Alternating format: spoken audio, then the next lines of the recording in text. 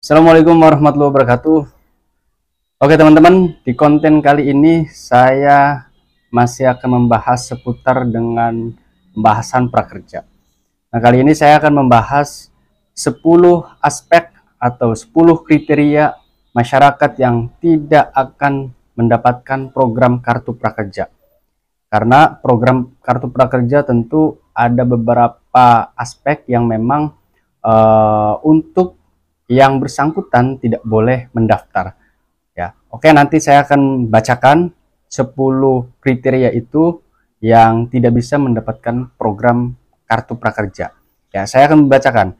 Yang pertama, bukan warga negara Indonesia.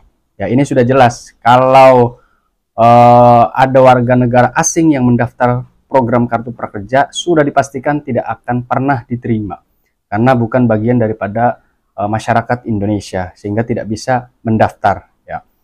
Nah, itu yang pertama. Kemudian yang kedua, berusia di bawah 18 tahun ya. Seperti yang saya katakan di konten sebelumnya bahwa program kartu prakerja itu minimal 18 tahun maksimal sampai 64 tahun. Artinya bagi teman-teman yang masih di bawah 18 tahun itu belum bisa mendaftar program kartu prakerja, atau kalaupun teman-teman bisa mendaftar tetapi saya pastikan tidak akan diterima sebelum teman-teman berusia lebih dari 18 tahun ya, sehingga itu menjadi batas atau batasan pendaftar program kartu prakerja. Jadi harus di atas 18 tahun untuk bisa mendaftarkan diri sebagai pendaftar program kartu prakerja. Itu yang kedua. Kemudian yang ketiga, peserta sedang menempuh pendidikan formal saat mendaftar. Nah, ini ya, bagi teman-teman yang masih sekolah yang mungkin usianya misalkan ya, usianya sudah 19 tahun atau sudah 20 tahun ya, itu kan sudah diperbolehkan secara syarat umur ya.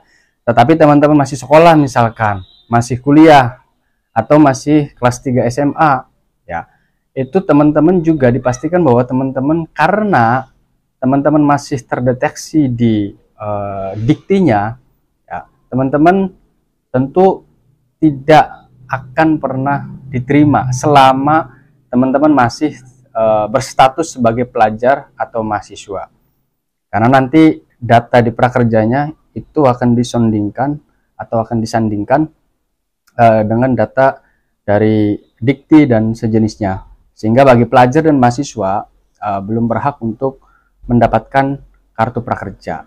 Nah, kalau hanya mendaftar bisa tidak? Kalau hanya mendaftar bisa. Teman-teman bisa login, bisa mendaftar, silahkan teman-teman daftar. Tetapi untuk mendapatkan kartu prakerja itu akan sangat sulit karena masih terdeteksi sebagai pelajar atau mahasiswa. Sehingga solusinya adalah teman-teman nanti ketika setelah lulus SMA ataupun setelah lulus kuliah, baru kemudian teman-teman melanjutkan kembali pendaftarannya. Nanti juga di sananya akan diupdate datanya. Kalau teman-teman sudah lulus kuliah atau teman-teman sudah lulus SMA, di pemerintah juga akan mengupdate terkait dengan data teman-teman, sehingga teman-teman yang tadinya masih statusnya pelajar atau mahasiswa sudah tidak lagi sebagai pelajar atau mahasiswa. Itu yang perlu dicatat.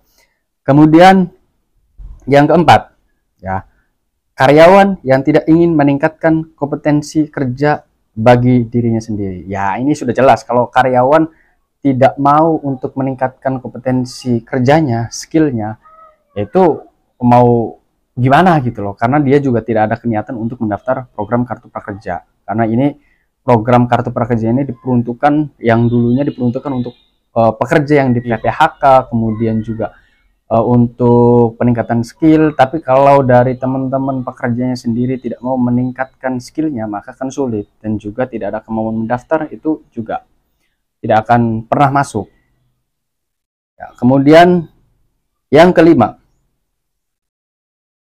masuk atau termasuk sebagai pejabat negara. Ini sudah jelas bahwa masyarakat yang bekerja sebagai pejabat negara itu tidak boleh mendaftar kartu prakerja. Bukan tidak boleh sih, sebenarnya boleh-boleh saja. Tetapi kalau untuk diterima sebagai penerima manfaat program kartu prakerja itu akan sangat sulit.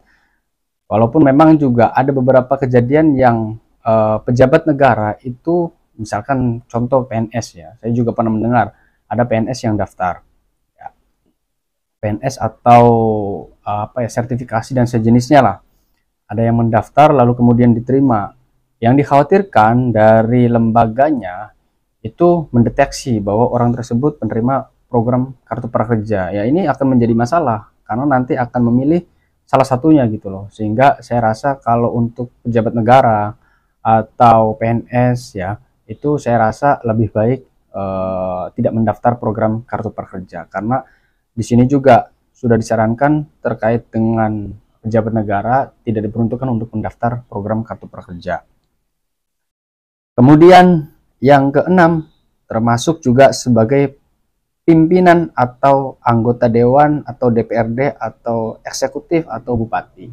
Ya, ini sudah jelas kalau pejabat negara, terutama anggota dewan, kemudian bupati, anggota legislatif, kemudian juga wakil bupati itu sudah dipastikan tidak boleh atau tidak akan pernah keterima karena mereka juga sudah kaya, sehingga tidak perlu lagi program bantuan prakerja. Harusnya mereka yang kemudian memberikan sumbangsih bantuan kepada masyarakat.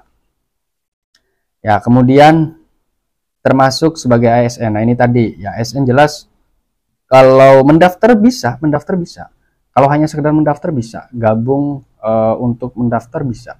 Tetapi untuk dipastikan keterima akan sangat sulit karena di sana sudah terdeteksi ya, di data prakerjanya. Kemudian yang ke-8 itu termasuk sebagai anggota TNI atau Polri. Ya ini juga sudah jelas bahwa untuk TNI Polri karena bagian daripada pejabat negara atau pemerintahan, ini juga tidak bisa mendapatkan program kartu prakerja. Kemudian termasuk sebagai kepala desa atau aparat desa. Nah ini juga sama, aparat desa, kepala desa juga mungkin tidak akan diterima. Walaupun mungkin ada beberapa juga kasus yang mereka sebagai pamong atau aparat desa tetapi diterima. Ada juga yang seperti itu. Tapi hampir mayoritas kalau misalkan datanya sudah di sananya sudah terdeteksi di prakerja bahwa sebagai pejabat pemerintah atau aparat desa, itu akan sulit untuk diterima di program kartu prakerja. Ya, bisa saja misalkan di pamongnya hanya sebagai pengganti, tidak ada SK-nya, itu nggak apa-apa. Kalau sudah ada SK-nya dan sudah terdaftar, itu akan sulit untuk bisa mendapatkan program kartu prakerja. Kemudian yang terakhir yaitu termasuk sebagai direksi atau komisaris. Ya ini sudah jelas kalau direksi, komisaris, apalagi BUMN yang dimana itu merupakan pejabat pemerintahan, itu sudah pastikan tidak akan mendapatkan program kartu prakerja atau tidak akan diterima. Nah itu 10 aspek atau kriteria pekerjaan yang tidak diperbolehkan atau tidak kemungkinan besar tidak diterima di program kartu prakerja karena mereka sudah bagian daripada pejabat negara, pejabat publik, sehingga mereka bukan lagi ingin mendapatkan bantuan tetapi sudah selayaknya mereka justru malah memberikan bantuan kepada masyarakat yang membutuhkan. Nah, mungkin itu. Jadi itu saja teman-teman informasi dari saya mengenai 10 kriteria masyarakat yang tidak mendapatkan program kartu prakerja. Nah, jadi yang merasa dari 10 aspek itu atau 10 kriteria itu, jadi ya, saya rasa sih tidak usah mendaftar lah, karena nanti akan menyia-nyiakan waktu saja.